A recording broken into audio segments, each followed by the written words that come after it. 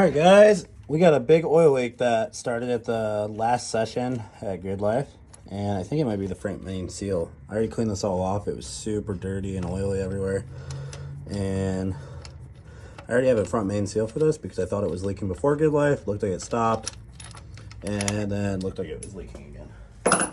So we just broke the crank pulley full loose. You gotta be careful not to lose our keyway.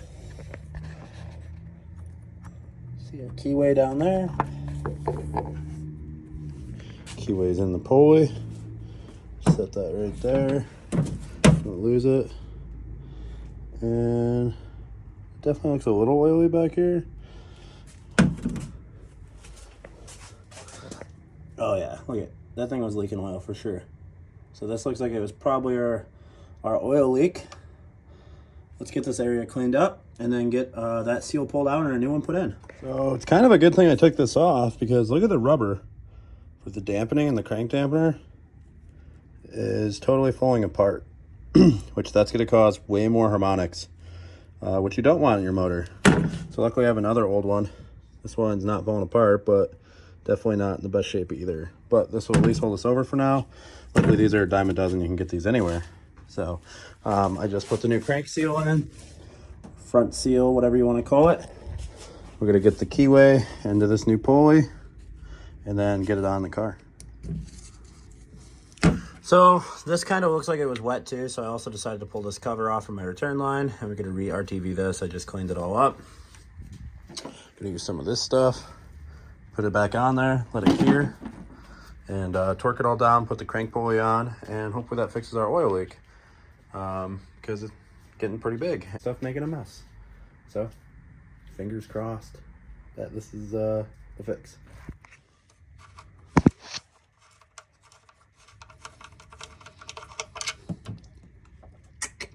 No oil on the fingers, baby.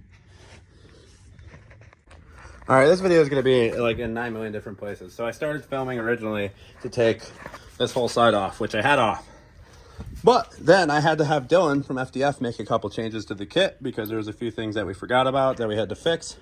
And unfortunately, I don't have enough time before we take the car to Jersey on Wednesday, which today is Thursday, the week before. I need to leave on Wednesday to Jersey to get the car fully aligned with the whole angle kit, which sucks because I really wanted to get this on the FDF angle kit and see how this works, because I haven't had a real angle kit on this car. I've just had the standard Bespoke Motorsports kit, which is just this plate and this tie rod pickup.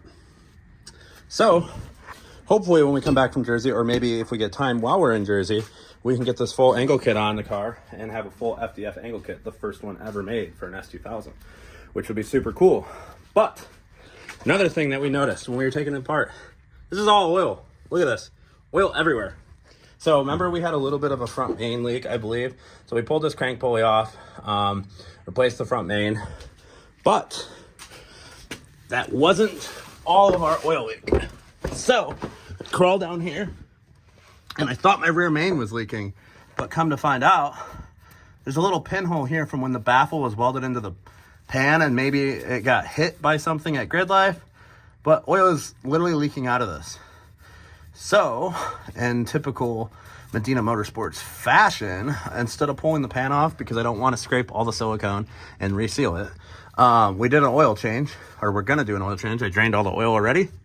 We're gonna put some cold weld on here, and hopefully it seals this thing up so it stops leaking. So let's get this cleaned up and get some steel stick on here and hope that it holds. All right, so we just got our steel stick on the oil pan, did a nice smooth layer of it. Hopefully that seals up. I did also a couple spots where it wasn't burnt through, but you could see the marks where the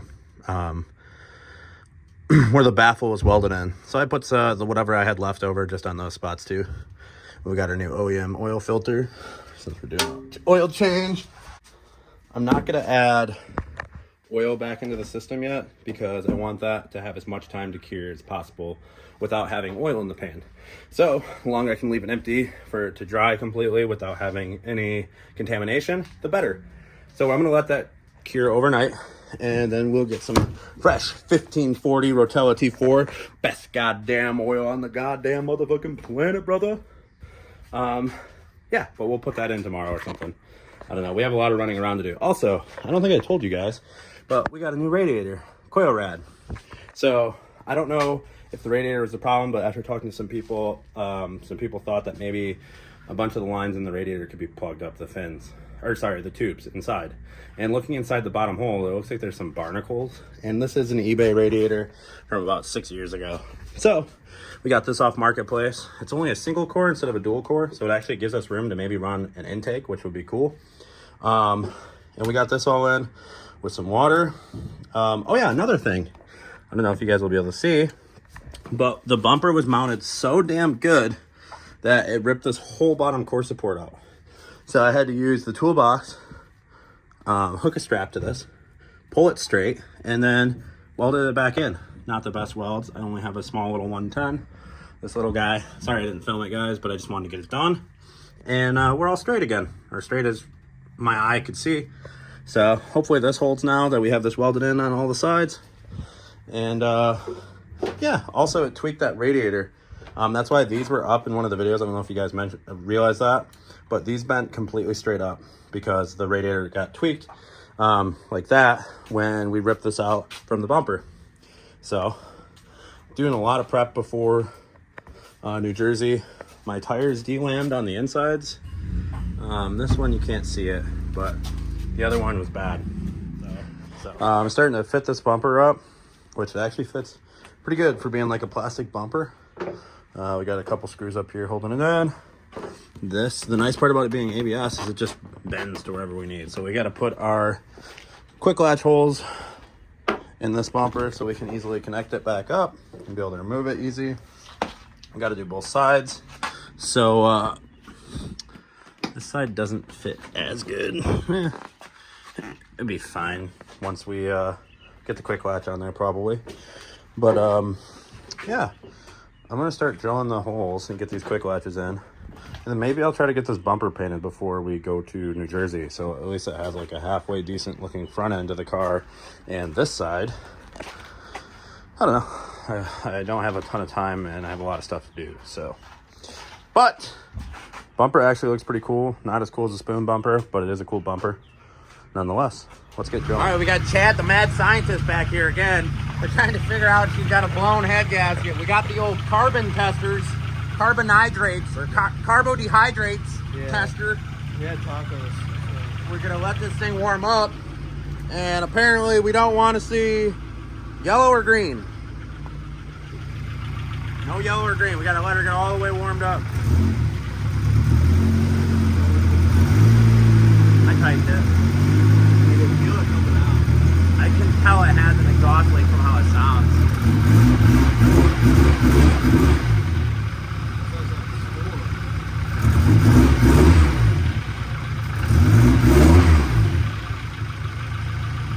So I just want to show you guys, this is what happens when you do have a blown head gasket. I don't, or at least I don't think I do yet. But we filled this bag up and put it by the exhaust, which is basically what this is looking for that we have in the radiator. And it turned green, which would mean it's bad. But so far so good. No green. So we're blue, which is good. That's bad, which is our test sample in the bag that we put in front of the exhaust. So according to this, head gasket I think is good. So hopefully it was just the radiator that we changed out, which would be sweet. I think we'll call this good. It keeps looking green because of the belt. Makes it look green right there. But when you put your hand behind it, block out the green reflection. Blue. So we should be good. All right, guys, we got the car on the rack.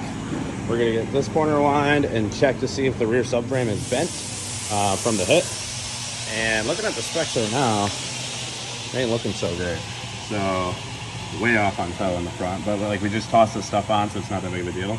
The left side's where we didn't get hit, which it's got quite a bit of toe in, and not a lot of way opposite toe on the other side, and way too much camber. So we're gonna have to fix all that. Hopefully the subframe's not bent, and we can just fix it through the adjusters and the arms. So fingers crossed. So we just got home from finishing the alignment. I didn't really film much when we were there. Definitely took a few hours. It was really hard getting the caster where we wanted it at. I added more toe in the rear, so it should be a little grippier. Have some more side bite forward. Alignment aligned out though.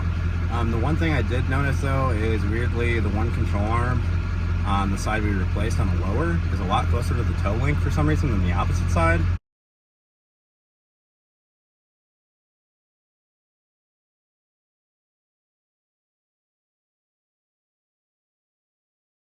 So maybe the lower control arm that we bought when we broke it at Grid Life is at AP1 and the other one's at AP2.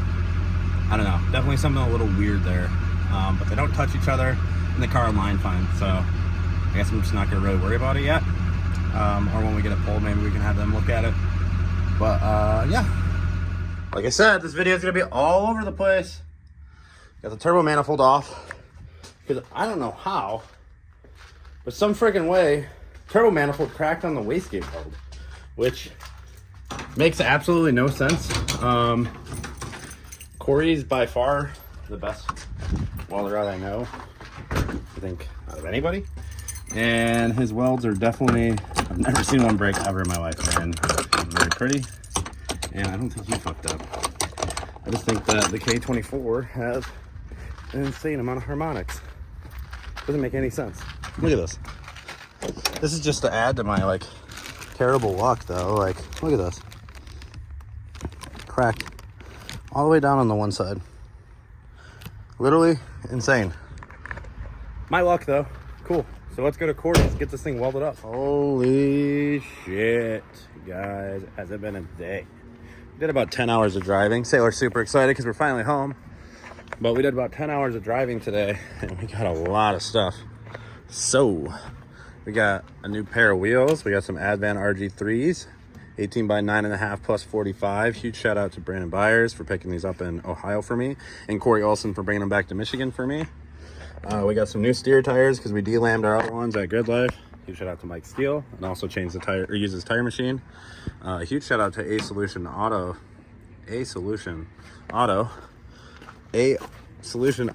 I can't talk. Sorry, it's been a long day of driving. But look at we got this whole rear corner of the car. To hopefully everything to fix our car. We got a rear bumper in here. Oh yeah, we also got these in the other day. Rear quarters, the old ass quarter. These are Seven's Garage. Excited to get these on. These are plus 80 something mil, so we'll be able to fit some big boy wheels in the back finally, which will be sweet. We also got a trunk.